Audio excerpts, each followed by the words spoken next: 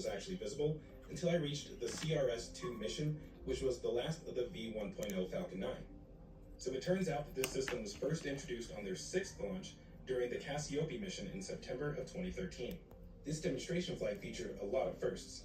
It was the first vehicle to be integrated with the new upgraded Merlin 1D, the first version 1.1 Falcon 9, the first mission for a private customer, the first time launching from Vandenberg, and, the first time running water through this deluge system apparently, and even though the vehicle was lost, it was their first attempt at a soft landing of the booster in the ocean.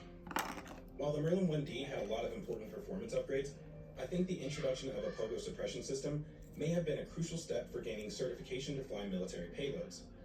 Based on the examples we just discussed, this would likely be important for crewed missions in the future.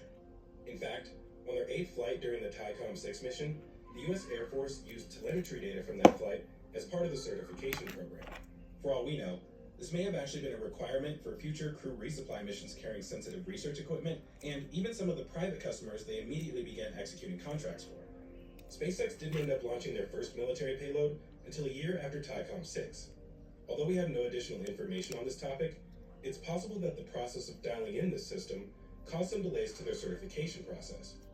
With these considerations in mind, it makes sense that with Starship, they were probably well aware that they would eventually need pogo suppression incorporated into their engines, but at this point in the program, it may not have been very high on the priority list. That would kind of be like trying to include solar panels on the first ship used for YF-21.